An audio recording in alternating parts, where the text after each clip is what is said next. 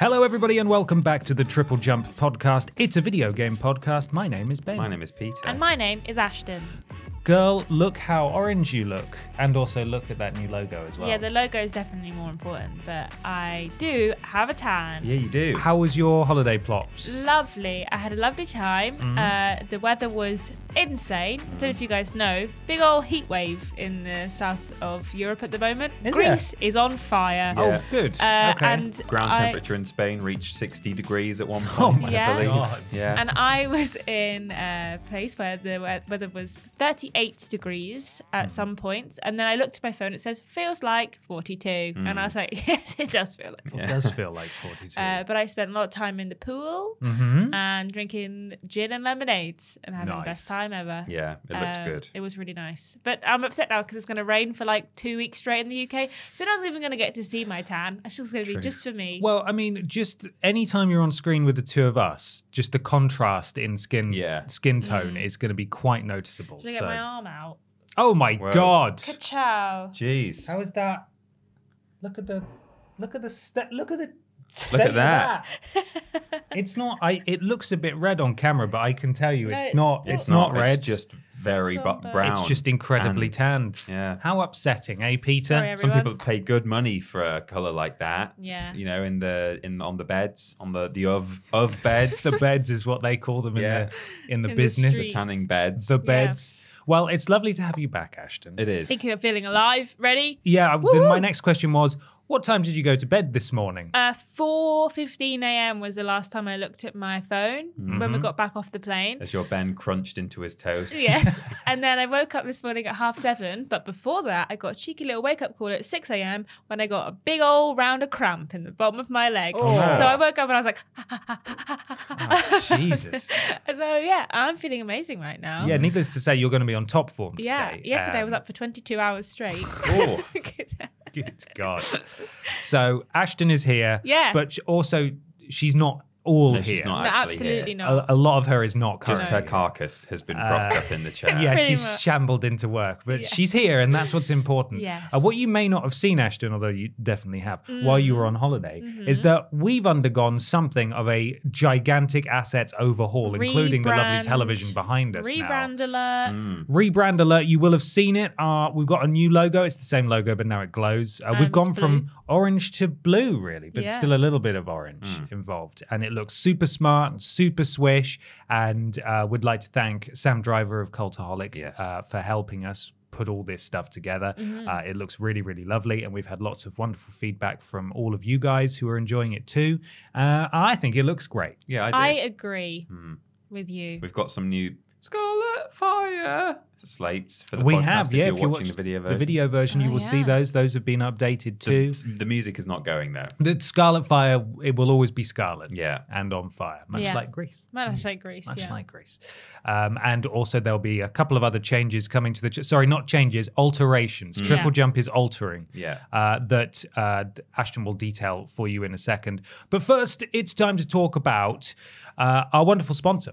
For this week, each and every week, we are sponsored by a very real video game adjacent sponsor. They help us keep the lights on in this room. Still no sign of Dead Island 2, the I haven't spider. Probably been to the been toilet breeding this morning, in so your I don't toilet. know if he's still in there. I haven't checked. Maybe he came on holiday with me. Maybe you left him in Greece. Maybe I left him in God. Greece. I hope Set on not. fire. I'm going to miss that rascal. He's probably around somewhere. Peter has the ad read in front of him now. Got an ad read right here. It's a new IP, a new video game's coming out with a whole new character, a whole new everything. It's about a sort of a superhero or detective, whichever you like. A superhero detective like Batman. I feel like that matters. No. Is he A one or the other? Or? superhero the detective. point is he gets baddies. He gets them. Yeah. He catches the baddies. Okay, well, remember that Ashton's not operating on a lot of sleep. So Right. Ashton is like the level of is the bare I'm minimum. already she has lost, to understand this. Right. Okay, you're going to need to explain it to her. There's this guy. Yeah. His name's Alan. Okay. Right. Yes. And he fights all the wrong uns in the world. He Right. goes and catches them. All of He's them. also hot as flip. Ah. Wow. He's really hot. And one of the things that he fights is like space time traveling dinosaur things, the space traveling, time traveling dinosaurs. That Right. yeah. Coming soon. He's everyone's new favorite hero, Sexy Crime Al. Maybe Sexo Crime Al, but Sexo is not really a word, is it? Sexy- Sexo Crime Al. Sexy Crime Al. Ow. Okay. He's sexy. Yeah. And he's Crime Al, as in he doesn't do the It crimes. sounds like he does the crime. It does sound like he does the crimes. Mhm. It sounds like he does It sexy sounds like crimes. he does sexy Sounds like he's a crimes. predator. Yeah. But he's not. No. He defeats predators. He just does crimes in a Is, sexy way. is this all the subtitle? All Yeah, this all of this. All this Yeah. additional stuff is I'd on like the to see him box. saunter into a bank in a sexy way. And He say, would do that. Put your hands up. And then the Show me T-Rex that goes ass. like that. Yeah. Yeah. Show me that ass. Yeah. That's what he would He's say. a sexy Wow. criminal. If you couldn't tell by the fact that that's a terrible name and it doesn't really make a lot of sense, it's not actually real. Oh, I mean, I really thought How that would it was. you trick me when I'm so tired? I don't know. So rude. That's such a shame, and it's a shame you weren't here last week, Peter, because I also had an Exo Primal Oh, sponsor. And it was, Okay. wow, that And one it- was even that further went- removed. That went way over Ashton's head because she wasn't really conscious in the late 90s. Yeah. So I Right. made lots of Walking with Dinosaurs references. Okay. I You feel like it would have would've been loved right it. up I your would have alley. loved it, I'm and sure. unfortunately, you weren't here. You Do know had what plot. the pun was? It was, you turned the guy's name into a dinosaur name. Yeah, it was because the original was right. Here we go. The original was narrated by Kenneth Branagh. Oh, was so it? it was. I think I said that it was narrated by Kenneth Branagh-Branaghiosaurus. Brachiosaurus. or And then it something. was Walking with Ainosaurs. Yeah, Walking with Okay. You got it. You got it. Ainosaurs. Yeah. Yeah, Right. that's what it was called. Yeah. Well, see, the other game coming out this month was Pikmin, but I did Pikmin 3 weeks ago. Yeah, with Right. Pac-Man. So with Pac-Man. So there are no other big games in July, really. It's hard, isn't it? Yeah. It's a hard gig, this. So maybe you would consider supporting us at home because we're not actually sponsored by, what was it? Sexy Crime Al. Sexy Crime Al. We're sponsored by our wonderful patrons over at patreon.com/Team Triple Jump. And if you go there and support us, you can submit questions to this podcast. There's loads of other tiers and rewards available as well. Patreon.com/Team Triple Jump. Please continue supporting us there, please. Yes. Thanks very much.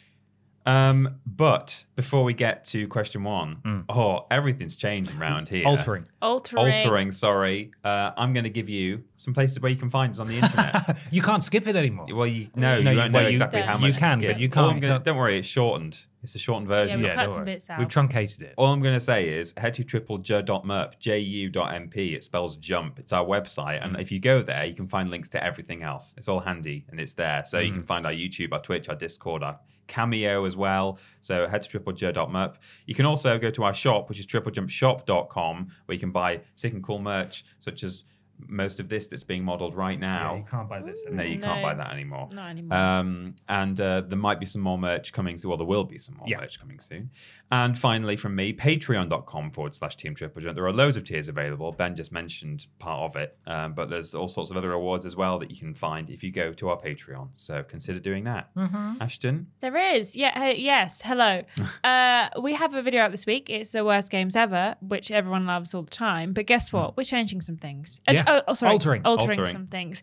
YouTube, hey, it's a minefield. No one knows what's going on. No. You just have to try your best. Not even YouTube. So we're changing things a little bit on the channel. We're taking it down to 3 lists a week. So one less a list. But don't worry, we're putting out even more ranked lists with, I don't know how many, we're tripling our output. That might be a promise we can't keep. Possibly. And we're also increasing the amount of feature pieces, which is things like what went wrong and new shows that we're developing, which I think you should watch. So it's all changing, it's altering, and for a good way, because we know what you guys like and we want to make more of that. So keep an eye out on the channel for some more stuff that is a bit different than what you're used to. Absolutely. And those of you beautiful, wonderful Walrus Clan member who love our core personality-led stuff, like your rules bosses and your main menus, we're coming up with a plan to ensure that spirit lives on Be able to for bring them- all of you. Bring them back from the ether that they're currently swimming around. Yeah, in. they're all sort of taking a bit of a stay of, what is it? Stay of leave, absence. Stay of leave, yeah, Execution. sure, whatever that is. They're not on the channel Stay at of the moment execution, because of the YouTube shenanigans that Ashton alluded to. YouTube is a tough old place, so we've had to shuffle some things around. But we don't want you to think that we don't want to do those shows or we don't like doing them. We do love them, but we are coming up with a way to sort of keep them going on the channel and making sure that they are sustainable to do so. So keep your eyes peeled. Yeah. All right? Yeah, we'll have more news soon. We will. Things are altering, but in a good way. It's nice. It's all fun. Peter, do you have a question? I've got a question here. It's from Michael Milan, who says, "Hello, BAP. The Library of Congress recently announced that the theme to Super Mario Bros. Will be the first video game track to enter the National Recording Registry. What other tunes do you think should be entered next?" Thank you, Michael. I've got a little bit of a write-up here from The Guardian. The original 1985 theme from Super Mario Bros., as well as Mariah Carey's All I Want for Christmas Is You, and Madonna's 1984 album Like a Virgin, are among the, quote, defining sounds of the nation's history and culture to be given a place in the US National Recording Registry, the Library of Congress has announced. The Super Mario Bros. Music, officially known as the Ground Theme, written by the young Nintendo composer Koji Kondo, becomes the first music from a video game to enter the registry, which the library called the most recognizable video game theme in history. The tune has appeared in countless Mario-related incarnations. How does it go, Ashton?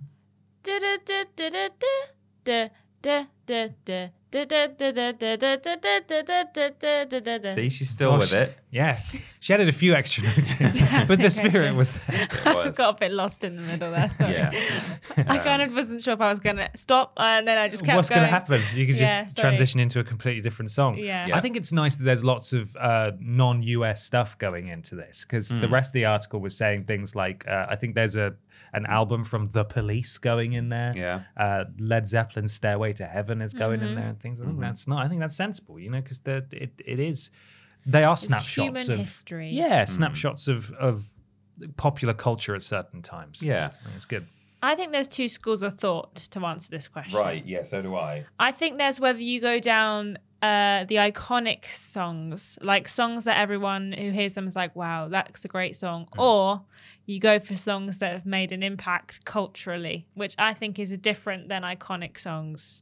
I have one for each because I think there's one that's made a big cultural impact, but it's not necessarily the most iconic song in video gaming. Right, yeah. My two schools of thought are very similar to that in that, like, it's either something like the Mario theme where even your grandma possibly knows it. Certainly your mum does. I know your mum and she definitely knows the Mario theme. Say hello to your mum. Yeah. Versus, what's the best video game music, which is not necessarily what they want to be putting in the national flipping whatever it's called Recording registry. Yeah. It's more about, it has to be something that pretty much everyone's going to recognize or has significance to everyone. So the answer isn't necessarily, the question isn't necessarily what's the best video game music. It is more what's the most iconic or recognizable. I think Tetris maybe falls into the that's latter a good one. category. I made a note about that Right. because the Tetris theme is It's actually Russian. it's another song. It's not Right. just the Tetris theme. And this isn't me going actually. I just thought I just thought it was really interesting. Right. So if you allow me to chime in, Yeah. it is. It's a 19th century Russian folk song. I've read folk song, Right. called Korobeniki. Well, there you go. They thanks, have If you Ben. play it chiptune, it's Tetris. It's the Tetris theme. Yeah. So I think that might be the best candidate for what their criteria probably are. Whereas my criteria, or if there was a sort of a separate registry for specifically video game music, where that's already a prerequisite, then you could start throwing in things like Still Alive from Portal. Yeah. You could Yes. put various things by Jeremy Soule in there. You could the Police could be double title holders because you could put Stuart Copeland in there with Yeah. Spyro.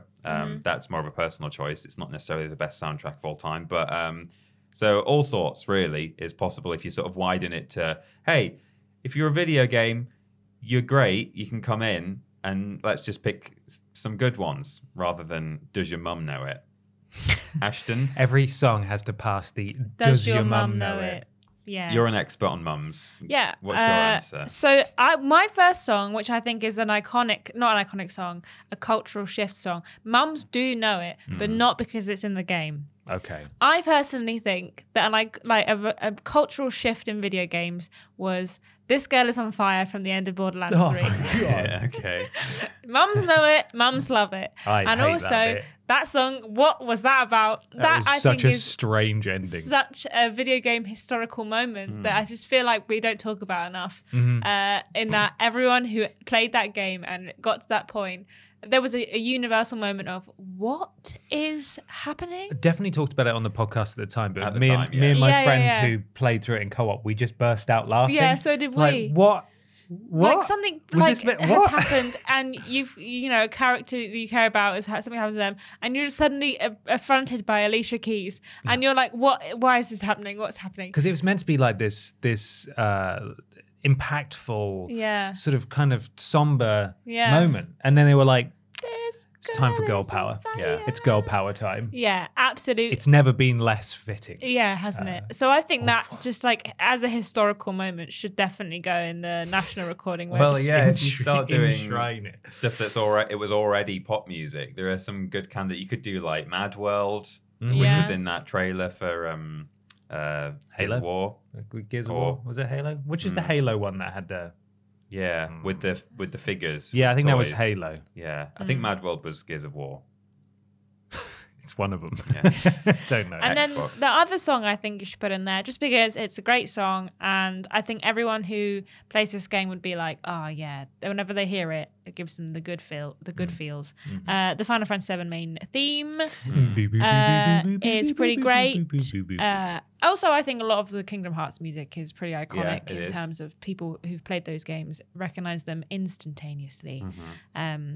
I think, Final Fantasy or Kingdom Hearts games would be great. But personally, I think they should add This Girl Is on Fire from Borderlands 3. And it shouldn't be like, oh, just Alicia Keys. It should be from Borderlands 3. Borderlands. Yeah, and it should be enshrined with the like ending cinematic as well, just to... With no context. With no context. You just get the last like 5 minutes of the game, and then you get that song, and that's what you get. And iconic moments from history. Borderlands 3 and so. Mm-hmm. It was Gears of War. Right. But then there's also a lot of responses for Halo Mad World as well. So I don't... Maybe I they don't- both used that. No idea. song. No idea. It's such a catchy, uplifting tune. Yeah.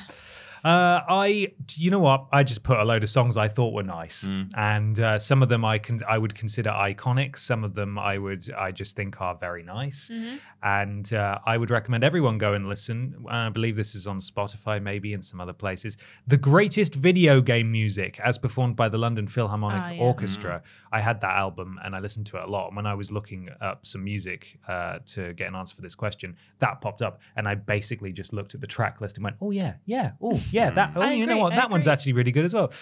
So not the Final Fantasy VII theme, but just the Final Fantasy theme that's in all of the Final Fantasy games, but like slightly different. That's an iconic one.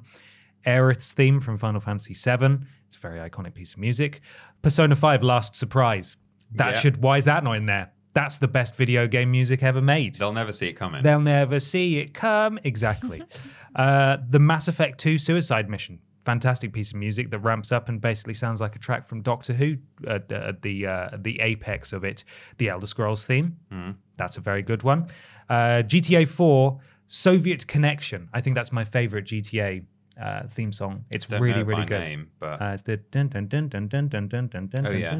That one. Can I ask you a question good. quickly? Yes. What's What GTA game is it where he goes, "Oh, here we go again"? San Andreas. When I was at the pool the other day, that song started playing, and I was like, "This is from GTA," and I was convinced, but no one What, else seemed to. the San Andreas And theme? it had that bit at the beginning of it, and I was like, "This is from Yeah, this is from GTA," and I was like, "What's going on? Am I?" Weird. Yeah, it was really weird. That's very But strange. no one seemed to Someone's- be reacting to it apart from me, so I was a bit confused. It's not a piece of music you would sort of just listen to for No. fun, is it? No, it was weird. That's Weird very. vibes. Did you have sunstroke? yeah, Was this I real? didn't. just lying there in 42-degree heat, and you Yeah. can hear. I'm like, oh wow, no, oh, flip! Here here we we go. go. No again. water in her body, just Yeah. gin. Just gin. I've also got Nathan Drake's theme Mm-hmm. from Uncharted. That's good. The Legend of Zelda theme. That's an that's iconic pretty one. iconic, yeah. And then I put the Tetris theme as well. So there's a few. Halo main theme is a great one. Yeah, There's a lot of I really thought I good put that one main down, themes, but to I be have not. fair. Yeah, there's flipping tons, but there's a handful. Video game music's the best, man. Yeah. It's just such a It shame is. that we can't celebrate it on the channel by like playing it, because then we'll get copyright struck into Yeah. oblivion, Yeah. because we live in a Lists hellscape. of like best soundtracks and stuff. Yeah, we just can't do them. No. Yeah, we just can talk about them. There's a I think it's an hour. I think it might be a weekly segment for about an hour on Classic FM Yes. called High Score or High Yes. Scores, Mm. where they just play video game music. They've got a Hall of Fame, haven't they? The Classic FM Video Game Hall of Have they Fame. got a video I think. game Hall of I Fame? think so. Separate Yeah, one? they have a lot of stuff. They do a lot of work for video game scores, which is nice. Yeah. So there we are. It's time for something a little bit new. Ashton, you can read this one because Yeah. we did this for the first time last week when you were also here. Yeah. You have to fly by seat your pants. Just work out what it is Yeah, based on context. I think it's called What We Playin'. Yes.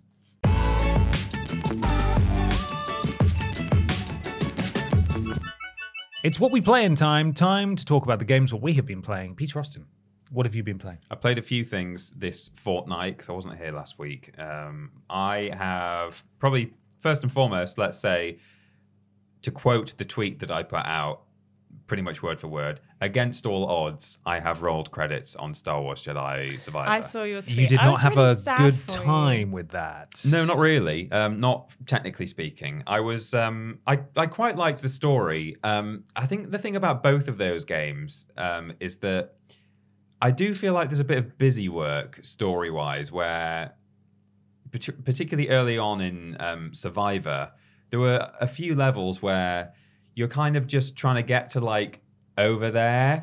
Like way over there kind of thing. You like walk out, there's a vista. He says, oh, we need to get over there. Todd Howard's in your ear going, you can actually get to that mountain. You can actually Yes. walk up to that mountain. And then you are just flipping around trying to get to the mountain. And I don't know, like, I preferred the levels where I was dropped into like an Imperial base or whatever, and it's like make your way through the corridors, which I guess is still ultimately just you trying to get to Over where there, you're going. yeah. Mm-hmm. And I guess in most video games, really, you're just trying to get over there. But there was something about the massive, wide open wilderness levels where, in both games, the first one as well, I just kind of felt like, yeah, okay, when I finally get there, I'm going to have a bit of story progression, and then I'm just going to be wandering again for another half an hour. So that I didn't like so much. But as I've said, I think every time I've spoken about this game on previous podcasts, I've enjoyed just being a Jedi and being able to like dash through the air and flip around and do some nice sort of traversal and stuff like that. So that was all great.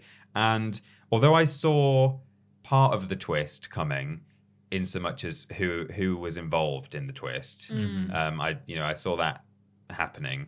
I didn't really see the other components of it, and I just don't want to be too spoilery, but yeah, so I was still sort of surprised, even though I saw one of the aspects of the sort of third act coming. I really enjoyed the last sort of third of the game, but yeah, unfortunately, probably in the entirety of me playing it, it must have crashed maybe like 7 or 8 times. Oh, that's no good. And the frame rate was not stable, even though I had it in performance mode.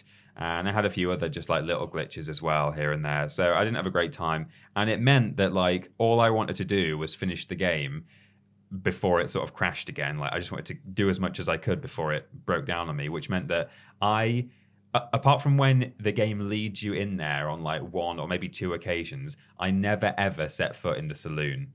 In the entire game. I just decided not to. I'm not doing this. I don't have the time or the patience. To be fair, it takes ages to load going in and Yeah. out. Right. So with the way it was running on your console, there's a good chance that it would have crashed there Yeah. every Yeah. time. So I never went into the saloon apart from when I had to. I never spoke to a single NPC on Kobo apart from the ones I had to. And there's the whole meme about, I don't even know his name because he wasn't in my game very much. What's the frog boy called? Turgle. Yeah. There was the cutscene where he's introduced and all that stuff's happening, and then about 3/5 of the way through the game, he appears very briefly where he's like, "Oh, thank God you're back!" And those are the only 2 times I saw Turgle, pretty much. So I've not really had the thorough, full kind of experience. Maybe you had like the best experience because you didn't encounter Turgle. possibly, Yeah.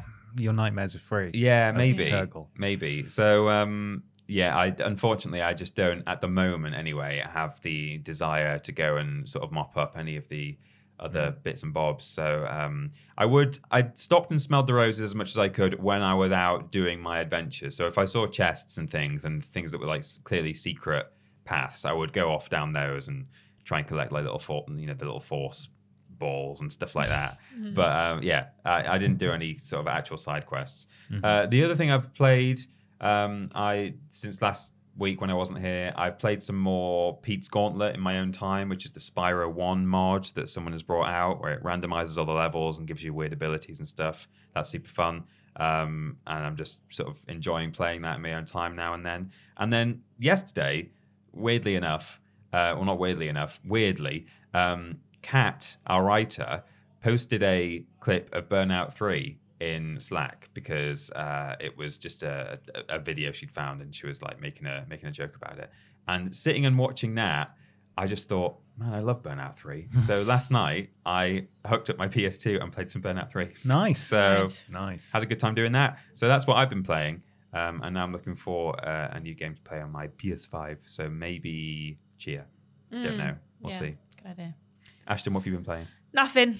Nothing. You've been away. I haven't played nothing. No, fair enough. I bought me Played GTA San Andreas in your dreams. Yeah. I bought my DS with me. We bought the Switch with us. Ben had like 6 other little handheld consoles that he had to get out of his bag at customs, which was really fun. And I didn't play a single thing. I spent this week reading a book. Oh yeah, you read your book. Oh yeah, Did how'd you get finish on? it? I finished my book. Oh my god, she's done it. I know, not made a big deal about this, but I'm really proud of myself that I finished this book. I saw your story on Instagram where you were like, "Don't tell me how much book I've still got left to read." No, and then I won't read the rest of the book. But I finished my book, and I said last week that I had a goal to read it before I turned 26, and I'm not even turned 25 yet. So Whoa. That's I'm ahead of incredible. my- So ahead of the are game. you going to read another book, or is that I've it? downloaded the second one in the series, but I'm very much aware that I'm back to real life now, where there's like 100 other things to do. Right. So Yeah. I'm not sure if I'm ever going to finish it, but I have another holiday probably before next year. So Mm-hmm. hopefully read 2 books. Read another before book you- then. I could read two books, Unbelievable. but that's all I did. Just read books. Finished it Wow. yesterday when we were at the pool, and yeah, What book was pretty it? proud. It's called A Court of Thorns and Roses. Okay. It's a fantasy book. Mm-hmm. It's a bit sexy. How sexy was it in the end? Because you said there Actually, was not- like Got thorns and mild roses sex. in Not it. as Sounds pretty sexy. sexy. Apparently, they get sexier as the more books you Whoa. read. Wow. There was only, I think, maybe like 1 or 2 bits of sexy. The rest of it was like fantasy, intrigue, and drama. That's not as fun, is it? No, no. But next time though, next one. see, you got motivation. To, I already to started reading the crack on. second one, and there was already within the first 5% sexy. So Brilliant. yeah, If you extrapolate that up, it's just going to be wall to wall. wall to wall. The last book is Sexiness. just sex Just for constant 8 hours sex. of reading with Yeah. like just one scene of political intrigue where Yeah. they stop for a breather and they're like Yeah. they get their phone out and they're like, oh, Trump's been impeached. Oh, Anyway, Back back to to it. to sex. Yeah, but I've not played a single thing this week. So what have you played? How liberating. I know. That's nice. I didn't even play mobile games. Whoa, What about your fashion? yeah. I didn't even play it. I picked up for the first time on the plane yesterday. Oh no. That's how much I was enjoying my book. How crazy is that? That pretty is that crazy. is crazy. We're going to Never have thought to I'd see that. to change the entire trajectory of the channel to be a book channel now. Yeah. I don't Yeah, even know what for my one book I've read. for the one. Well, now you're an expert. You know, when was True. the last time Peter read a book? Probably never, right? 2 days ago. Exactly. Yeah. See, like it doesn't even count. No. So No. there we are. I played a few things. I started Oxenfree 2 because that is now out and that's very exciting. Definitely feels like more Oxenfree, which isn't a bad thing because I loved the first Oxenfree. I simply have not had the time to go back to it though, and I'm looking forward to dedicating more time to basically just finish it because I can't imagine it's that long considering the first game was beatable in one sitting reasonably. So hopefully I can finish that off, but it's so far it's set on an island very close to the original island, and there seems to be maybe some sort of the amnesia stuff going on. I'm not entirely sure because you play as the same character, but she doesn't seem to have any memory of what came before, and Okay. so that's not built to anything yet, and I am intrigued and I want to know what's going on, and it's like just leaned right into the spooky weirdness immediately, which was quite fun, sort of like your smart books. Yeah. Now in the second first game it's just like 5%. the Yeah. first 5% just like boo, and how many Bees, more boobies. boos? Well, yeah, for your book, yeah, but there are no boobies in this one yet. So looking forward to playing more of that. I played some more Final Fantasy 16. I'm starting to understand the viewpoint now of people who have said that it doesn't really feel like a Final Fantasy game. I don't think that's a bad thing, to be clear, because I'm still really liking it. I think the combat's fantastic. But it was only when I entered combat and they introduced a new mechanic where they said, oh, by the way, some like sorcerers may cast like barrier on some of your enemies, and you're going to need to use a special ability to cut through that. And it made me realize, oh yeah, Final Fantasy used to have like tons of status effects and spells you could do, like to slow and stop and all this stuff, to stop people from doing magic and so on and so forth. And it was just in that moment that sort of a light switch went off, and I realized, oh yeah, this is actually extremely different. This is very different. It's okay. I think it's good because I'm really liking it. But I am starting to understand that viewpoint now. And I can see why some people might not like it as much because it's not much like a traditional Final Fantasy game, but I'm still having a good time. So I'm going to keep playing it. Diablo 4 has also been played a little bit because that's just so easy to play. And I also played a bit of Loco Roco and kind of just mashed my way through a couple of levels and saved absolutely no blobs whatsoever because I'm not very good at it and I just want to jump until I get to the end of the stage, which is what I do. So there we are. That's what I've played. Amazing. Well, I think we've actually got a little something. I think I can see something just over there. Oh. We've got to do some traversal to get to it. It's time to head to Review Corner. Oh.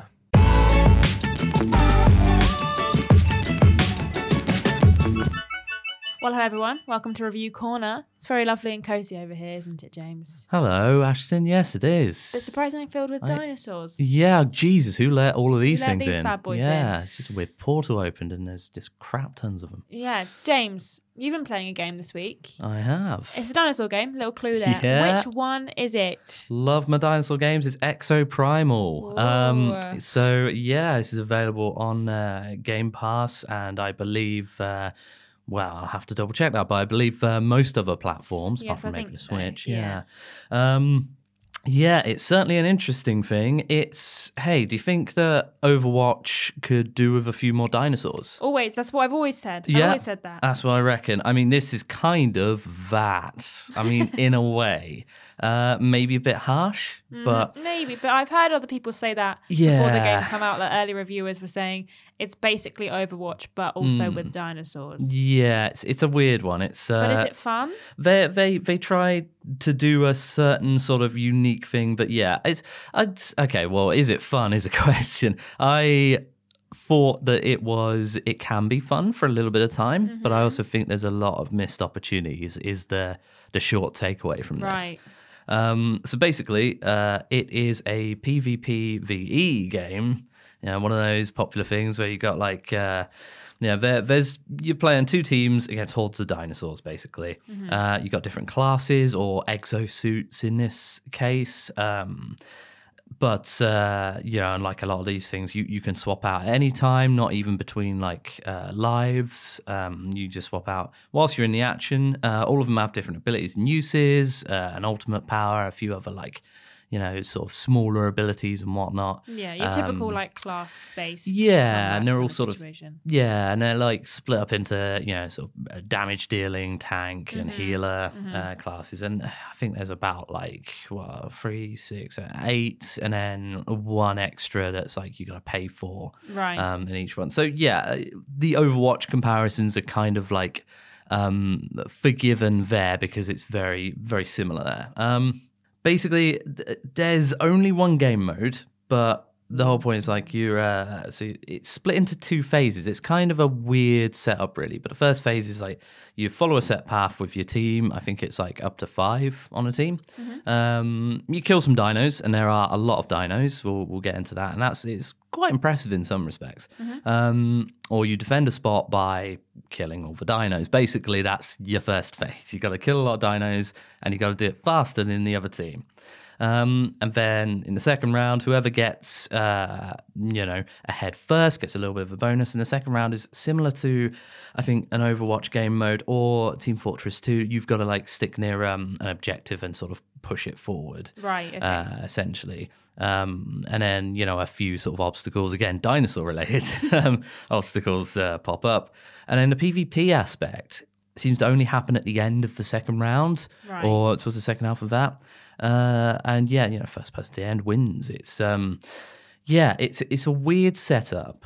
And So you're not kind of like fighting the whole way through, like with kind of, not to compare it so much to Overwatch, but with kind of like capture the flag or like the ones where you have to push through with that big robot thing. Yeah. You have to fight the entire way through to try and go back and forth. But is it just literally like you're doing your own thing and then suddenly there's other people? It's basically it, and that's one of my gripes against that, because it almost, the game almost doesn't seem to know what it wants to be in that sense. Yeah. And yeah, like a lot of it isn't PvP. Like I think on stream when I played it, stream's available on VOD's channel. It's I was trying to find opportunities to find other people, and it just wasn't possible unless I missed something obvious in that sort of first round of each game. And then, towards the end, you get a bit of PvP, but it feels very... And the actual PvP is interesting. It seemed a little bit more exciting, but I can't tell whether that's just in comparison to fighting off, waves of dinosaurs. AI dinos, which, again, was fun for a little bit, but yeah, I think my main gripe is that both sides of this game does seem repetitive after not too long, and obviously there's only one game mode and stuff. Yeah, maps and stuff, like to mix up the. So there's one game mode, and it's fight dinosaurs for 2 rounds and then fight each other at the end to win. Yeah, basically. And is there maps to mix that up at all? Well, I'm not sure how many different maps. I'm pretty sure there was at least 2, but that's another interesting thing. So, like, because of the setup, you've got to follow that set path. The maps almost seem redundant. Like you're not really exploring very much, and half of the objectives seem to be like defend this zone anyway. And one time when I did sort of try and explore a bit more of the map, it was like, you're going too far away from the combat zone, and we will warp you back. It's like, for God's sake, why design a whole map when you're not going to show half of it? I think the paths through the maps with each game vary, so you will see that over multiple games. But it's, and even with the PvP at the end, it only happens because you each have your own individual things to push, whatever they are, and then it's only towards the end it feels like you're just shooting down a corridor with like maybe 1 or 2 different avenues, and it's weird, very, very strange setup. It almost doesn't feel like the game's like finished. It feels like there should be more. Exactly. Yeah. Like, why isn't there just a player versus dinosaur like wave-based mode? Why isn't there just PvP mode? Why is there just one? Well, that is one of many questions I've had. You're right. It's very unusual. I mean, to be fair, you can select whether you want a PvP element in there or whether it just wants to be PvE with the game mode before you start. But that is, I don't know. It feels like the PvE isn't strong enough to carry it on its own. So just a little bit about like the characters themselves. Like the different roles can be fun. Like, I'm not saying it's not amazing. It can be fun for a little time, and it's all very flashy, and some of the abilities are like, it's nothing too out there. You got one, your tank people can either put up a big barrier like your old mate on Overwatch, or I haven't played Overwatch really. And like another one has like a big dome thing. You've got healers that can heal, or you've got like a variety of damage dealers. That's one's melee class, one's melee and very fast. One is sort of shooty, one's grenade and explosives. There's some variety there, and they do look pretty flashy, but I don't know, it feels like there's something missing. It feels a little bit soulless and whatnot. So, and because you don't get a lot of the PvP action in there until the end, it feels like some of those abilities are maybe you don't have to really think too much about doing the dino killing aspects. On the dinosaur aspect, actually, it's interesting. So like a lot of the sort of press release stuff and trailers and stuff showed a waves of raptors, and that's quite impressive tech. It's pretty cool to like be fighting off those waves upon waves of raptors like at the start. You've got other things that show up. You've got like T-Rexes. You've got Carnotaurus, which is like a tiny mini Rex sort of thing. You've got Pteranodons. You've got Triceratops, all that sort of stuff. So there's a bit of variety, but it's not really that much in terms of you don't have to adopt many different tactics. Essentially, you're just shooting them. And yeah, so that's another thing that seems like a missed opportunity. One thing I should mention is so they have another couple of like minor features that don't pop up enough. So you can like put down little barriers or turrets and stuff. And you can also have a pickup where you can control a dinosaur and set it loose on the enemy team to slow them down. That was probably the coolest part of the game. And it makes me sad that they haven't made more of a big thing about that. Yeah. Because it's only a pickup. It's kind of like, you think like Star Wars Battlefront, the newer games where it's like you can only be the really cool Jedi or Darth Vader if you get this one pickup amongst 64 players. So it's there's that thing. The other thing that this game does kind of weirdly is there's a story here, and it's insane. I couldn't really explain it to you beyond the basics. I watched the very beginning of the game yesterday, and the story was already convoluted before we even got into the game. I think, the basic premise is there's this thing called the Leviathan that's like dropping dinosaurs to test the Exoprimals suit people. Pretty much. Exosuit gang. I mean, in a game like this, by the sounds of things, the story is essentially pointless and just for funsies. It's the game inherently is kind of silly just by its concept anyway. So the story is a weird one where it's like, it's clearly silly, it's clearly not taking itself seriously, but then sometimes it is. Right. And basically, as you said, you pretty much know about the same amount of story as I do, having watched the thing, and I'm still confused. I think at one point, you're training against a real threat, but then at one point you get sent back in time or something. I don't know. The other thing is like it's the way it's sort of integrated, because like it crams a lot of story right at the start. And then that's another thing as well. It's a bit of a faff starting up because you have to link up a Capcom ID, which is just, why are you doing this? Come on. That was a lot of faff. And then you've got to sit through like what felt like 20, 30 minutes of story, which for something that seems designed like an arcadey, drop in and play with your mates sort of thing, feels a bit like it's a big roadblock to actually get into the game. Yeah. But the story itself, they've clearly put a lot of effort into it. As you sort of progress through your one game mode, you basically, build up progress towards the next chunk of the story. Is there a season pass? Is there like an idea that they're going to add more in? Because it reminds me of like Splatoon 3, where they're like, this month's game mode and maps are this, and then there's new stuff. But well, that's good. That's immediately a benefit because game modes plural. But that's Splatoon. But I don't Splatoon, know. Yeah. But it is unfortunately there's a game pass. There's a season pass. There are some loot boxes and some cosmetics and stuff, which for I suppose it's would be more forgiven if a lot of people expected to play it on Game Pass. If you actually dropped money on it, it's kind of annoying. And again, some games can do this approach right. This feels like there's not much incentive to do that. It's very much like I think they are going to keep supporting it, and I hope they do, because there's a lot of like potential in there, and it can be fun at times. That's the thing. But I just want to say with the story as well, it has this the most ridiculous way of like setting it up. One of the options on the main menu, you go to this bizarre, again, convoluted story wheel thing, and it's a lot of different things coming out. I just want to replay the cutscene so I can actually maybe understand what the hell's going on. And you've got to decipher all of this nonsense. That was kind of silly as well, but yeah. Well, there we have it. Exoprimal has potential, but it's definitely not finished in terms of the content yet. This is the thing. I just think that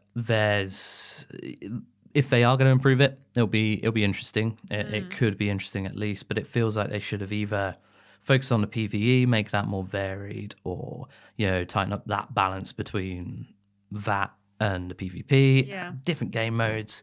The exosuits aren't really that interesting either. There's not a lot of personality with them, where that's the big sort of one of the big selling points of games like Overwatch and Team Fortress and whatnot. So it's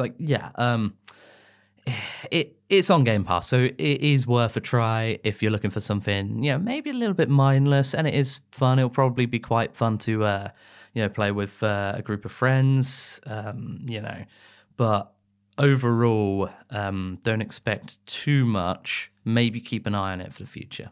But Right. yeah. Thanks, James.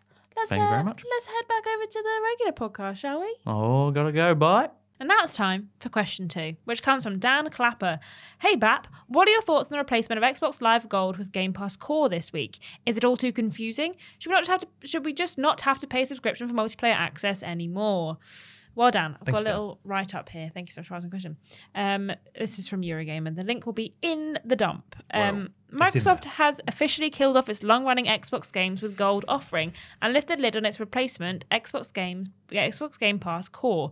Xbox Game Pass Core makes its debut on the 14th of September, and is described by Microsoft as the evolution of Xbox Live Gold.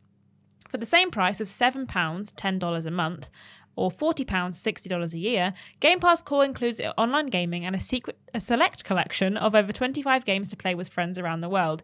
This will grow over time. Game Pass Core brings online play together with Game Pass and a new offering for gamers around the world, Microsoft said. This new offering from Xbox places games with Gold. We wanted to use the opportunity to reimagine how to include content with this subscription. We found the answer to the most compelling catalogue was to leverage select titles from our Xbox Game Pass catalogue, Microsoft explains. Things like Dishonored 2 and Hellblade was on there, Among Us. I think you have a full list. Yeah. We got Among Us, Descenders, Dishonored 2, Doom Eternal, Fable Anniversary, Fallout 4, Fallout 76, Forza Horizon 4, Gears 5, Grounded, Halo 5 Guardians, Halo Wars 2, Hellblade Senua's Sacrifice, Human Fall Flat, Inside, Ori and the Will of the Wisps, Psychonauts 2, State of Decay 2, and The Elder Scrolls Online Tamriel Unlimited. Indeed. Game Pass Core will launch multiple titles on Xbox Studios included. More games will be released on the service following its launch 2 or 3 times a year.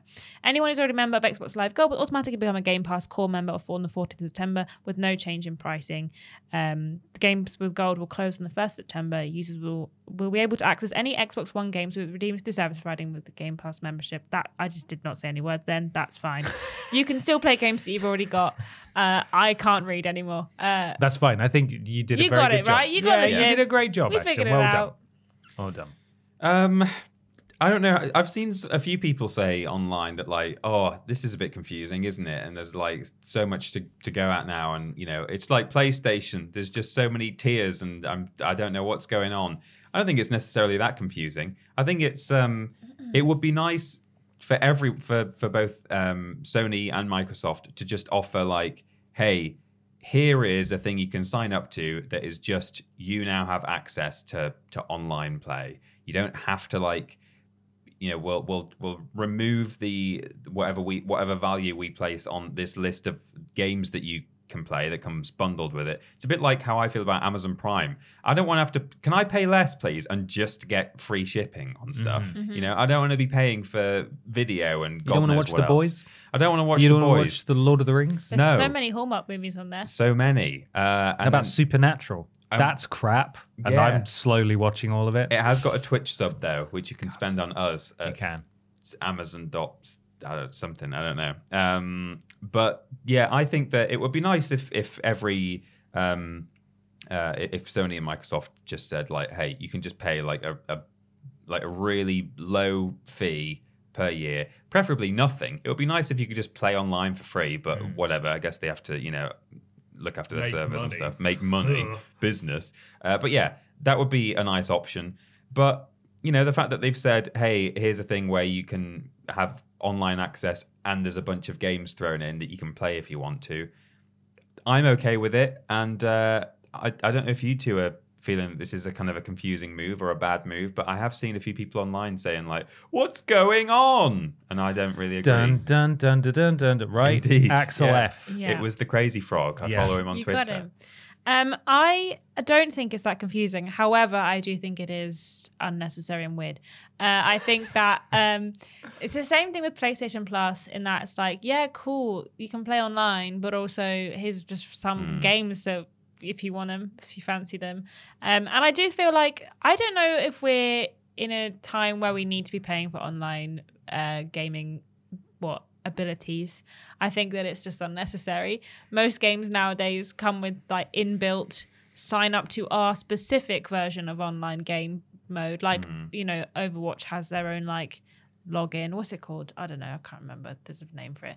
And like everywhere seems to have their own thing to sign up to. So why do I also have to be paying Sony for the privilege of using my own internet? Doesn't make sense, does it? I have a question, I don't know if you guys know this. If you have an online game like Call of Duty and you've paid for the game, can you still not play online on PlayStation if you haven't got PlayStation Plus? Yes. Yeah. You can't play, but you can play free-to-play games. Yes. Yeah. Okay. So yeah, it's just kind of, I feel like it's unnecessary. I recently accidentally paid for Nintendo Online again. I didn't mean to. I forgot to cancel it. And I just don't feel like these games offer enough. Like there's not enough games, especially for Nintendo, where I feel like you need to play online. And I do feel like it's not necessary for anyone to have to pay to play online anymore. I think that's just ridiculous. If you wanted to give people a selection of games for like a cheaper price, like what PlayStation used to do with Now and then became whatever PlayStation Plus is now, I feel like it's fine to be like, well, hey, if you want to pay a little extra, if you want to pay £3 a month, you can get just this selection of 25 games. And maybe we'll add some more, maybe we'll take some away as we go. It's like the PlayStation Plus collection. You can just pay for some of them, and then that's all you get. And you have to be happy with it. Oh, you just don't pay for it. And I just think it's it doesn't feel necessary to me. I don't feel like that enough people will be struggling to like, oh, no one's playing for PlayStation Live or Xbox Live anymore. Guess we'll have to put some games in. I don't feel like that's a thing. I think people are going to play for Xbox Live because they want to play online. But maybe they are sweetening the deal a little bit with some extra games. So I guess maybe it's nothing to complain about because you're getting some free games for it. But it just feels a bit weird. I don't know why we have to keep paying for online memberships anymore. There's so many ways of playing online without having to have these memberships. So it feels unnecessary is what I'm saying. I only play for PlayStation. I don't know why I play for PlayStation Plus, actually. Well, that's why I don't anymore, because at the moment I don't play online. No, I don't really play online very much at all. And I think I'm always subdued in with the 3 monthly games thinking this month will be good, and then it never is. So I don't know. I think it's not necessary, but chumps like me will just keep paying it because they keep forgetting that maybe one day I'll need it. Ridiculous. Anyway, what do you think, Ben? I think it's obviously sad that Xbox Live is gone. And it's dead. At least the branding is dead, because how long has that been now? I think since the launch of the original Xbox. Decades, yeah. So it's like about 20 years now. That's very sad, the end of an era. And I think from a branding perspective, it makes perfect sense for Xbox Live Gold to just become a tier of Game Pass, because why wouldn't you just have them all under the same umbrella? As someone who has, I think, maybe been subscribed to Xbox Live Gold for maybe 3 months of my entire life. And just being an outside observer, I think that the games with Gold were often not really up to snuff, even less so than PlayStation Plus is monthly offerings that are often criticized. I think games with Gold was viewed as perhaps not really being that worth it, and it was essentially just a way for people to play online. And the whole Xbox ecosystem is so geared around subscriptions now by design that I would not be surprised that the only reason they are doing this is because it's what they have to set it as to justify including the games that they're going to include. And there's going to be a lot of really, really heavy, there's going to be a bombardment of advertising. Did you know that for £4 more a month, you could get access to all of the games in the Fallout series and not just 4 and 76, or all of the Halo games and not just, 5 and Halo Wars 2. Dishonored 1, presumably, rather than exactly Psychonauts 1, the other Ori game, the new Hellblade. There'll be so much hey, come in. The water's fine up here. It just, as much as anything else, it makes sense, as I said, for branding, but it's clearly a very calculated move to try and get as many people to up their tier. But I do agree that it would be really nice. It's not going to happen, as we all know, unfortunately. It would be really nice to have either a free tier for just online, much like PlayStation and Nintendo used to be free. It's never been the case on Xbox, or a very cheap tier that doesn't include any free games, and it's literally just online access. Maybe you don't, for example, on PlayStation, get access to cloud saves and things that are proper PlayStation Plus perks. Because I feel like with the shift, especially on Xbox and PlayStation, for it being less about paying for access to to online functionality and more about access to free games and additional features for your consoles, that we're sort of in a state of shifting that's similar to how mobile phone contracts are, where texts and minutes used to demand a premium as part of your monthly package. Now you just get unlimited because they're worthless to telecommunications companies. It's nothing to them. It's all about data and the additional bolt-on stuffs that, maybe get some Apple TV with it, maybe get, a laptop with it or whatever. Disney as part Plus of your I used to get with my phone. Exactly. And I feel like we could very easily sort of have that with gaming as well. However, also with that analogy with phones, you can't just get a SIM where it's just free texts and minutes. It's all part of a bigger thing. But it's still, I think, illustrative of the point that access to online isn't as important as it used to be as part of these subscription packages for video game systems. It's all about additional services and access to games. So it would be nice, as you said, £3 a month for access to online. That'd be lovely. I would consider that, but I do make good use of the cloud save functionality and stuff. So, and also then it might add also some more confusion where there's another tier available. I don't think it's that confusing personally. Just call it PlayStation Online, or here's a crazy idea. Why don't you call it Xbox Live? No. That's never been done before. But it is kind of sad to see the old branding go away because it's just been such a staple of the Xbox ecosystem for so long. I'll be honest, I didn't know that Xbox Live was still a thing. I just know thought Xbox Live thought they Gold was just still a thing like for ages. smushed it into Game Pass, if I'm honest. They just have not talked about Xbox Live Gold for the longest time. Is when I saw like people in like Tesco where you can get like gift vouchers and they'd be like 12 months of Xbox Live Gold. That's that's still a thing. That's the only time I've ever seen it. It's all about Game Pass because you get access to online with Game Pass. So it's such a redundant feature unless you really do just want that. But the PlayStation Plus collection equivalent that Xbox is offering is good, and that will be good value for people.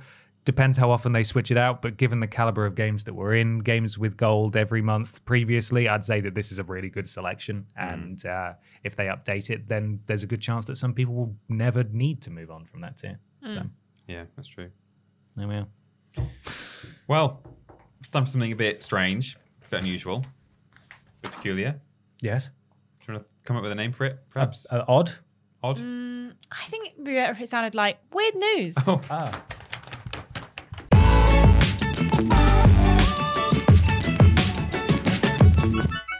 It's weird news time for some weird video game news. I've completely lost where I was going there.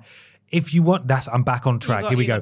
If you want to get yourself a shout out and submit some weird news to us, you can do so on the social media posts that go out on Tuesdays. However, if you want to guarantee a shout out at this point in the podcast, you need to go to patreon.com/Team Triple Jump, support us at a certain tier and become a podcast producer. I saved it. Just like GY Goliath, Nicole Hansen, Duncan Wilson, Katie Garrido-Jared, Ellie Nicholas, Nexus Polaris, Gabrielle Philippink, Blake Thomas, and Melody L. Bonnet. Thank you, podcast producers. Peter, do you have some weird news, and whom is it from? I've got some weird news here that was from @JohnnyMac13, Johnny Mac on Twitter. I don't think this was also submitted to the Facebook post. I did look, and then after I'd chosen this one from Facebook, from Twitter, I forgot to check where it was on Facebook as well. Oh. Whatever. Thank you if you sent it on Facebook. This is according to metro.co.uk.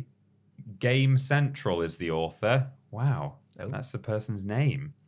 It looks born to do this. Yes. No, that's I forgot the headline. Baldur's Gate 3 has 17,000 endings, and its cutscenes last 174 hours. I don't believe you. I have heard I so don't much believe you. about Baldur's Gate 3 recently. Everyone is going wild You can for shag it. bears. You can have Shag sex with yeah. bears, yeah. 17,000 endings. Let's learn more about this, shall we? It looks like the new Dungeons & Dragons game from Larian Studios will end up the biggest RPG ever made, including in terms of cut space scenes, which I would say is all one word. Yeah, Personally. because otherwise Yeah. it sounds like scenes that are cut. Yeah. Yes. Considering 2017's Divinity Original Sin 2 lasted well over 60 hours, it's no surprise to find that the next game from Belgian developer Larian Studios is also enormous, almost incomprehensibly so, in fact. Following their recent Panel from Hell showcase, in which they unveiled a sex scene between an elf vampire and a druid that turns into a bear. Just a bear. It's just a bear. An elf really. vampire and a bear. Other details have emerged, including the fact that its script is 3 times the length of all 3 Lord of the Rings novels combined. That just gets longer and longer, The doesn't hell? it? Too many. That's too many words. That's only the script for the cutscenes alone as well, not the whole game, with Larian stating that the back-to-back the cinematics last 174 hours, twice the length of the whole of the Game of Thrones TV show. You won't be seeing all those cutscenes in a single playthrough, though, says metro.co.uk. Thanks, Metro. As the game features a huge variety of different characters and branching plot points, so nobody is likely to watch them all outside of compilations on YouTube. Well, 174 hours worth. There's also no suggestion that they're... Take 2 months to upload it. Yeah. There's also no suggestion that they are unusually long, just that there are an awful lot of them. Larian's also stated there are 17,000 different permutations for the ending of the game. These are referred to as variants, though, so a lot of those are implied to be more or less the same and different only dependent on the specific characters involved and decisions you made earlier in the game. Still, it's a huge number and suggests that Baldur's Gate 3 will overall be a much bigger game than Divinity Original Sin 2. It continues, but The that's all we platinum need to requires know. you to see all 175 God. Yeah. Can you cutscenes imagine? and get all 17,000 endings. They bloomin' would, wouldn't Mhm. Yeah, they bloomin' would. That's too many endings, I would say. I mean, admittedly, it's probably variant, so it's like this character's here this time, but you were meeting to him last playthrough, so he's Yeah, not so he here. says one different line of Yeah. dialogue or whatever. But there you go. Wow. That's We had 1,000 planets. Now yeah. we've got 17,000 It's endings. just too many. mhm. I'm calm exhausted just hearing about it. All the planets in Star Wars. Well, some of the planets in Star Wars Outlaws are the size of what 2 or 3 zones from an Assassin's Creed Oh, game. yeah, I saw that. Yeah, that's so that pretty Sounds big. horrible. pretty big when you multiply it by however many planets. Games are too 1,000 planets. big. Yeah, 1,000. 1,000 planets. I have our news. It came from Paul Ansel on Facebook and Stephen Skodes on Twitter, from Eurogamer by Matt Wales. There is an official Assassin's Creed Mirage haptic gaming suit on the way. Finally, you too can feel sensations. Oh, Goodness. If you've ever had the overwhelming desire to feel exactly what it would be like to shimmy up a wall in 9th century Baghdad, help is at hand. A company's just announced a haptic gaming suit that'll be compatible with and themed around the upcoming Assassin's Creed Mirage. Haptics firm Owo's Haptic firm Owo's Mirage-themed tie-in has been created in partnership with Ubisoft and looks something like an extremely snug short-sleeved shirt, albeit packaged alongside various bits of hardware. While wearing one, players can experience multiple different sensations and reflect those of Assassin's Creed Mirage's protagonist Basim. Owo says these sensations will include the likes of impacts and parkour. You can feel getting punched in real time. With the standard version of the haptic suit able to mimic 30 different sensations, including axe, insect bites, severe abdominal wound, Oh. and more. Sounds great. Can I have sex with a bear? Yeah, and feel all of it. Every Yeah. movement. God. On top of that, the Assassin's Creed Mirage version of the haptic suit promises to incorporate some exclusive sensations it never felt before, presumably such as the taste of a rainbow on a damp autumn evening and the icy touch of a dying king on the unseen edge of a distant black hole. Jesus. Yeah. Matt wanted to write a bit So, of yeah, someone's fantasy using today. their English degree. Yeah. Yeah. The system includes a copy of Ubisoft's game for Xbox Series X/S, PS5 or PC, the main device, gamepads, a storage pouch and charging cables, and the aforementioned shirt-like skin, which features an exclusive finish inspired by Wasim's outfit that'll probably look quite stylish, minus the massive logo on the back. On anyone with dazzling pectoral muscles and a sheer six-pack. Expected to cost approximately $500 when it launches soon, which will probably around the same time Assassin's Creed Mirage releases on the 12th of October. So you can feel axe, insect bite, severe abdominal wound. Severe abdominal wound. What about bowl? Edge of black What about hole. You can feel bowl. Bowl? Ball. Ball. Ball.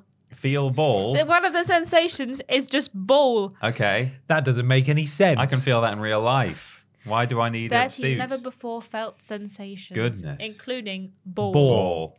Ball. Square. Triangle. Triangle. Something has just occurred to me. Do you think one of the 17,000 endings of Baldur's Gate 3 involves Baldur's Gate. Baldur's Gate Ball. 3 involves the song "This Girl Is on Fire"? I hope Fingers so. crossed. That would be a good ending. Otherwise, why are we even doing this? Yeah, what's the point? Game's already peaked in 2019. There's no point. This girl is on fire.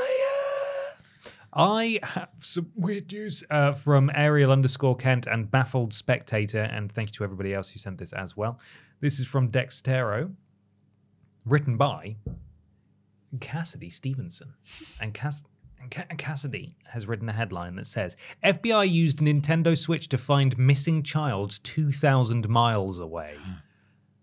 Here we go. The FBI was able to locate a missing child after she connected her Nintendo Switch to Wi-Fi.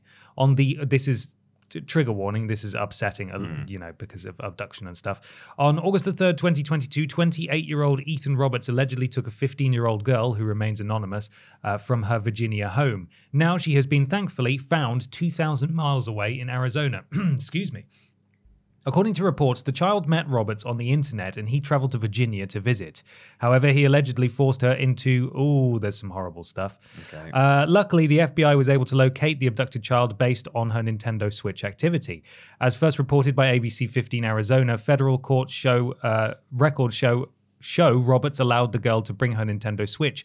After she connected to the internet to watch YouTube or download a game, her friend quickly noticed the activity. It continues like that, but I was quite thrown by the harrowing nature of this whole situation. It is fantastic that she's been found. Really, really It's great impressive stuff. of her friend to be like, see her name pop up and be She's like, Yeah. online. Hey. She's missing. She's online. Yeah. It's kind of amazing, isn't it? And a little bit weird as well. That That is was the weird. method that they managed to find her by. So weird that like he would let her bring that. Yeah, I mean, Yeah, stupid. I mean, merciful that that happened, but Glad he did. really stupid of him. Yeah. yeah, terrible. Way worse than I was Good expecting. job that guy's going to prison. Yeah. Yeah. I heard that news story spoken about on another podcast, and they did not include the detail that I just had to skip over because that was quite horrible. But glad she has been found and is safe and sound. So Yeah. there we are. Brilliant. It's time, everybody, for the big discussion.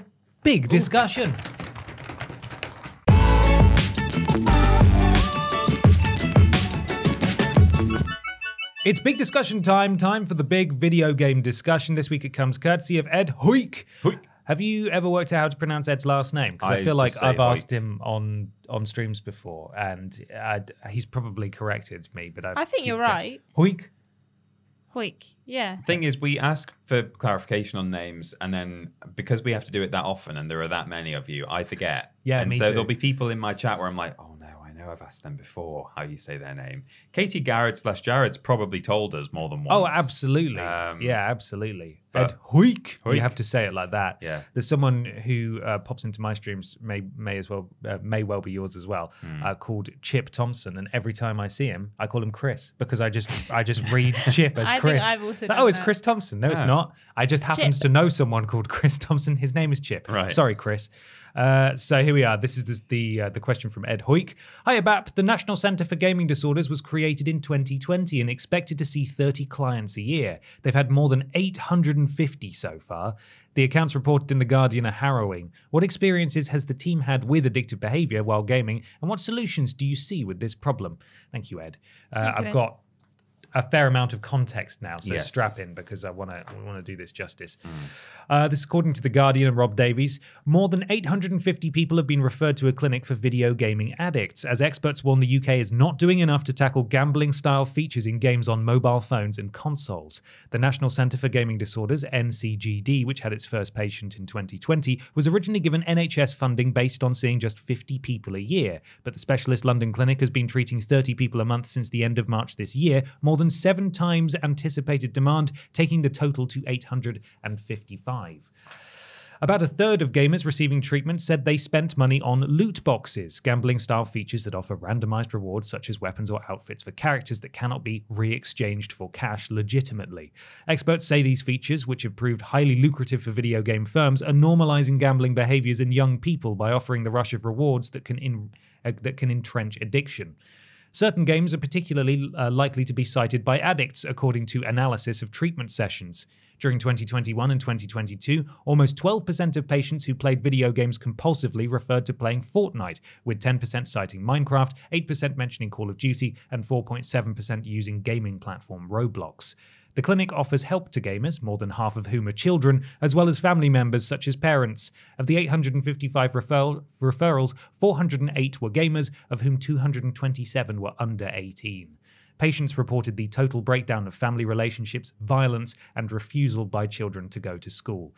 I've then got a follow-up article from the BBC and Stefan Powell, because there was news that broke this week about steps that are finally being taken in the UK specifically to address some of these problems. The UK games industry has unveiled plans to try and restrict access to loot boxes for children. Loot boxes allow players to buy in-game extras that are assigned at random, but some are concerned about their relationship with problem gambling. UKIE, but it's written lowercase, so it might be pronounced UKI, which stands for UK Interactive Entertainment and was founded in 1989. The body that represents games companies says the proposals will improve protections for all players.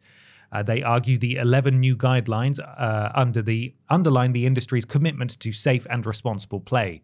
Yuki has published principles that it believes will allow the industry to self-regulate the use of loot boxes. The first is a commitment to make available technological controls to effectively restrict anyone under 18 from acquiring a loot box without the consent or knowledge of a parent or guardian.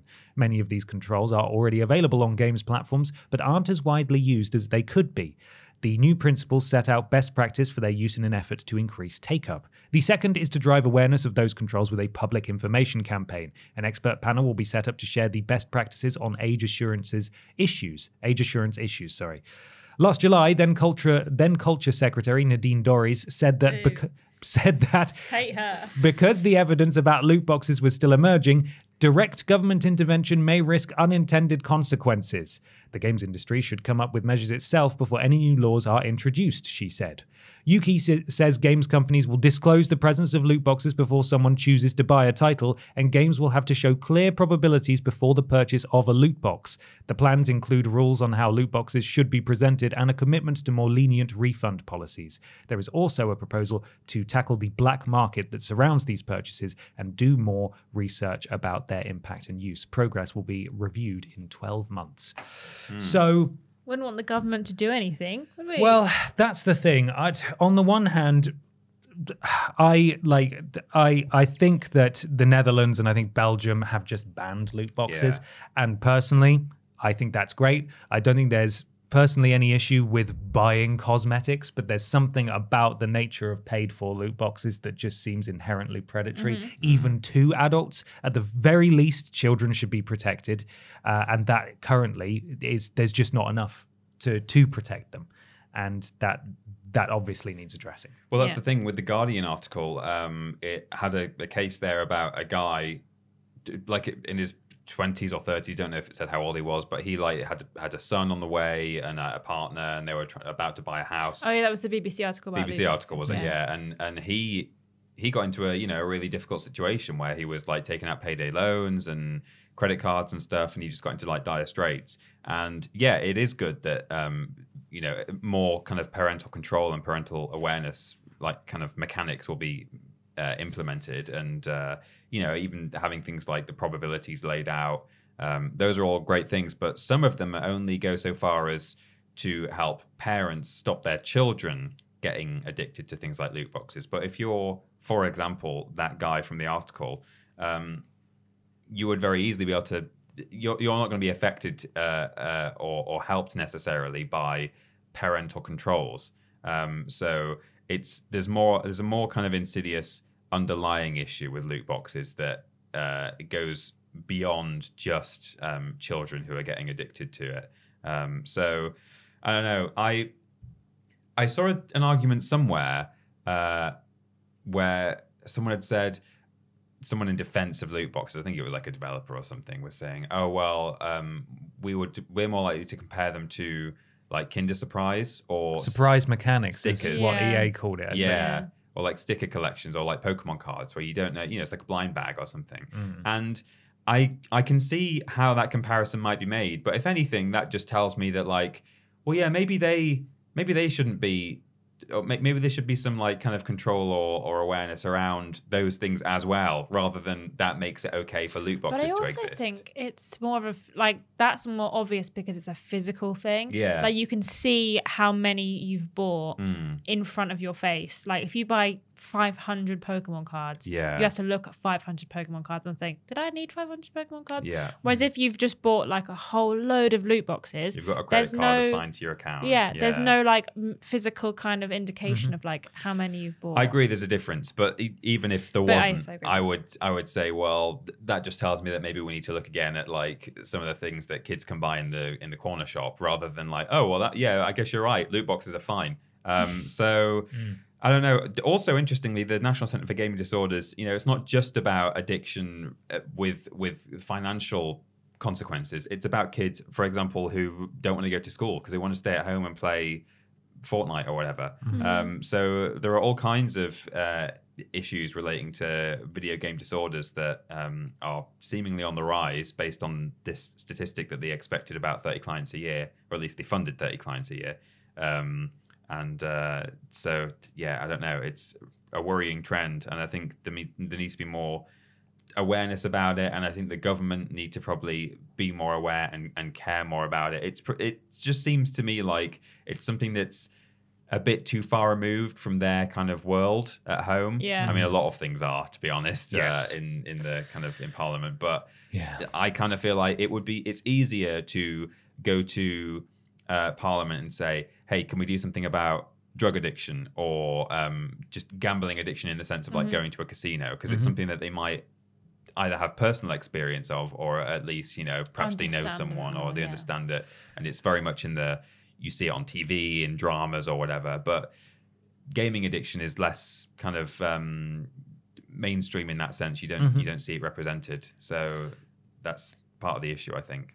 I think like the more specific discussion about loot boxes is very much like the whole of when the fun stops, stop thing that they have a campaign with all the gambling. There's none of those things in place. That you can't tell your credit card or debit card company, for example, to be like, can you please put a limit on how much I spend on, like you can with like betting, you can set up a limit with your bank to help stop these kinds of things happening. Or with the actual like, online casino or like, wherever you go, you can actually like physically put in barriers for yourself or for someone else to like stop them being able to do this. You can't necessarily do that with these purchases because they are so predatory and unregulated, and it's just not viewed the same way as a gambling addiction, which I think actually, when you think about it, is very similar to a gambling addiction because they say like,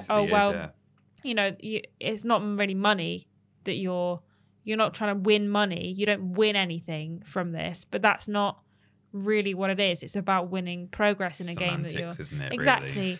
But that's where they can be like, well, you don't win money, so it's not gambling because you don't win money. But there's plenty of other things you can do in gambling where you're not going to win money, but you're still putting money into it.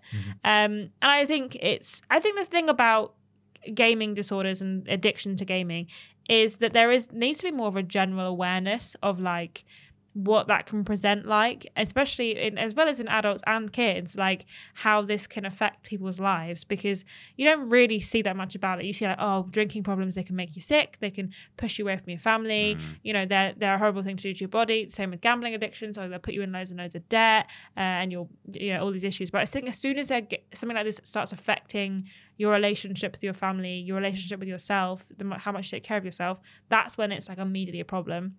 And I think you see like all of these gaming like stereotypes of a man in a hovel of a room, like surrounded by filth, just playing games 24/7. That is a gaming addiction as much as it is, you know, when you're addicted to loot boxes or something like that. And it's good that these kids are getting help when they're so young, but I also think there needs to be things in place for adults. Admittedly, obviously, it is always like, well, you have to make the first step yourself when you're an adult. But I think that there isn't really anywhere for people to go to seek support. There isn't like a Gaming Addicts Anonymous kind of situation.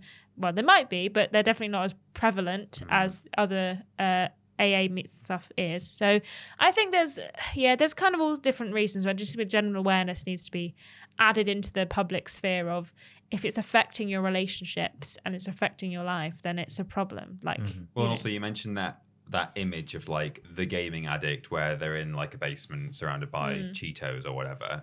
But the issue is that that's not what gaming addiction looks like in a lot of cases. And so it might be easy for someone to think, well, I'm not addicted to gaming. I come home from school and I play it in my bedroom until such a, you know, whatever hour of the day. And it's like, well, yeah, but hang on, like, how is it affecting your life in other ways? Just because you're not that kind of stereotypical gaming goblin character, that in a way is, you know, part of the problem is not knowing what it looks like. Also, with kids specifically, a lot of the games they mention are games that are not for kids necessarily, but are kind of marketed towards kids. They're brightly coloured. They have the endorphin rush of, you've won this one, now just play another one. Or you died quickly, now play another one. What if you get this skin if you play another one?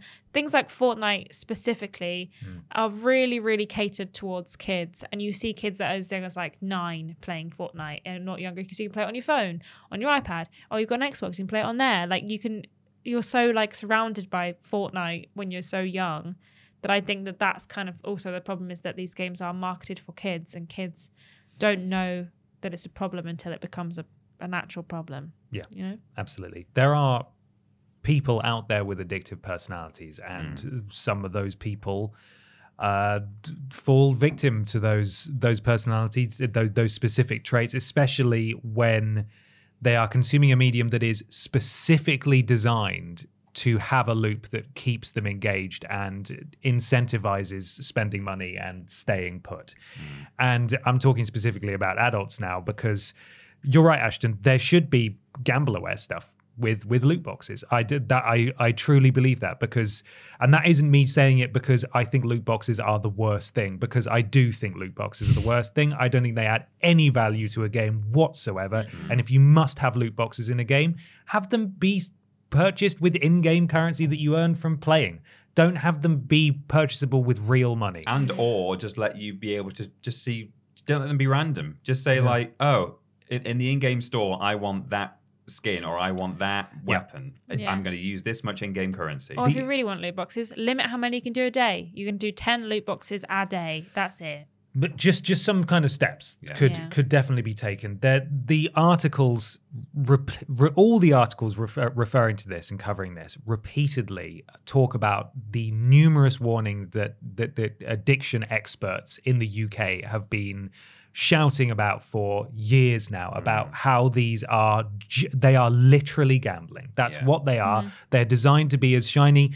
Like you talked about the pack of cards, the Pokemon cards and stuff. Like, another thing that separates them is that Pokemon cards don't like play a really cool noise and have lots of like visually stimulating stuff. When you like these are literally intentionally designed to be as appealing as possible for you to. They're meant to, make machines. Yeah, they're meant to make as many things in your brain happy as possible when they open, and like they're specifically designed that way to be addictive. That cannot be disputed. And whether as a consenting adult you want to use them or not is up to you. But if there are people out there who are going to fall victim to this and their entire lives are going to fall apart, those people need help and they need protecting. And there needs to be things in place to help those people. And specifically children, obviously, shouldn't be allowed anywhere near these games. I mean, an outright ban, I think, would be the best case scenario. But that's not going to happen. I am heartened to hear that Yuki are actually implementing some things. However, further down in the BBC article, I'm not entirely sure how enforceable it is and like whether people will, because there's a little bit here, and this is from Leon Zhao, who's a loot box expert and PhD fellow at the IT University of Copenhagen. He says, Apple says if you want to upload your game to the Apple Store, you need to make disclosures about the probability of randomized features, he said. We checked in 2021 and a third of companies were not doing it. Existing regulation is not being enforced. So even if this stuff happens, is it going to happen? Are they going to do it? I had a look at Yuki, and they have basically all the big players are partners and they're signed up and involved because it's all in their best interest to fall in line, because otherwise the government does get involved and it does regulate and it does put forward legislation that on a topic that they don't understand, and that will potentially be damaging. But there's going to be a lot of companies that don't want to do that because it makes so much money. And that's what it's going to come down to. Is the money going to be worth the potential legal headaches? I don't know. But the point is that these people who need protection, and more clearly needs to be done. I don't know if you guys have ever had any experience with sort of the addictive side of video games. Not. I've certainly not had anything tied to finances in terms of I've not had an addiction to spending or buying anything in game. But I definitely think that I got into a habit of over lockdown, and it was probably partly because I was locked down that like led me to do this. I was just playing Candy Crush a lot, and I would get up in the morning and I would turn it on and play it until I'd run out of lives, and then I would start my day. And it just became part of my routine because there was not much else going on. I was only allowed out for half an hour or whatever, and everyone's got cabin fever. But it got to the point where I had what's known as the Tetris effect, which originally was people would shut their eyes and see Tetris blocks. I would shut my eyes, and sometimes I could almost picture the shapes of the candies because I was just playing it that much. And then as soon as lockdown was over, I stopped playing it quite easily. So it wasn't an addiction in that sense, in that I found it quite easy to just stop. But yeah, it was very habitual, and to the point where I did occasionally sort of catch myself and think, why am I sitting here doing this, like waiting to start my day? Why do I feel I have to do this? But yeah, so it could have been worse, but that's probably the most kind of addicted in air quotes I've been to a game. I had a similar with the mobile game when I was in uni. Found this it's like a color by numbers game where it's literally just like a pixel art thing. You tap a color and you make it that color. And I remember for maybe my second or third year, I spent a lot of time playing that game. Like I had finished so many of these like pictures that it gives you. And Ben used to tell me off because he used to say, when you play that game, you don't speak to anyone. You don't listen to anyone. You just sit and you tap at your phone like for hours just in silence. And it'd be like every minute where I wasn't doing anything, I was just like tapping away, like finishing a puzzle or something. And then I realized that like if I wanted to finish uni and pass the year, I had to uninstall it from my phone because I was just spending time in the library just like tapping away at my phone rather than like actually doing my work. So we had a moment where we all uninstalled the game because a few of us that we were playing it, I was definitely the worst, but they were like, right, let's all uninstall it and then just never talk about this ever again. And that was probably the worst I'd been with the game because I literally was just sitting there playing it. I woke up in the morning and before I went to bed, I played it all the time. So, and it wasn't even a game really. You just tap at the screen, filling in boxes with colours. But that's where the worst it got. I like to think that I'm quite fortunate in that I don't have a particularly addictive personality. I've smoked cigarettes off and on throughout my adult life, but it's only ever really been for like a week at a time, and then I can quite happily just stop, and that's never really presented an issue. Gambling is just something I'm not interested in. I'm aware of the fun that can come with gambling, but also I'm aware that I'd rather spend that money on pizza. And so I've just never really bothered with that. When it comes to games, it's like, I think the only example I can really think of is maybe Crash Team Racing's remake. Like I got really into the Grand Prix. Yeah, the Grand Prix and getting all of the seasonal stuff. And that's the only game that's ever made me do that until one day where I just realized that this was such a chore that I couldn't be asked anymore. And then I stopped. And there have been plenty of times over the years where it's been like I've stayed up until like 4 a.m. playing a game. Yeah, it's like a game that you really because enjoy. I'm really enjoying it. Yeah. I feel like I'm near the end or something. And there's lots of games I feel like that have done loot box style stuff that I think kind of works. Like Mass Effect 3's multiplayer had sort of loot packs that you could buy with in-game currency and nothing else, that would have like character skins and, you know, better weapons and stuff like that. I think there's a place for these, but they have to be done right. The problem is that they don't make any money that way. Yeah. And that's going to be the issue.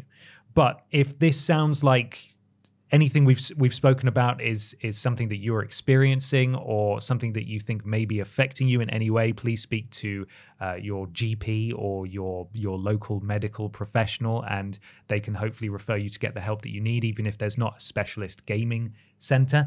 There will be addiction support services available to you, I would imagine, so please do that. If you're in the UK, the NHS is a fantastic resource that we should all support and protect, and once again, it's called the National Centre for Gaming Disorders, if you want to bring that up specifically, should you need to talk to anyone. And that's not just, again, it's not financially associated addictions. If it's just eating into your time and so on and affecting your relationships, it doesn't have to be sort of gambling adjacent necessarily. Absolutely. Yeah.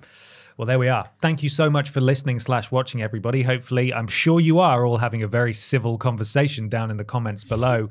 You can go to youtube.com/team triple. No, actually, this is Yellow You. You can go to youtube.com/team triple jump for all of our video content, and twitch.tv/team triple jump for all of our live streams. We stream every day. And if you've got Amazon, you know, I mentioned it, the value of Amazon Prime. One of the things you're paying for is a Twitch sub, which you might not have redeemed on anyone. Won't cost you anything extra. Redeem it on us if you like.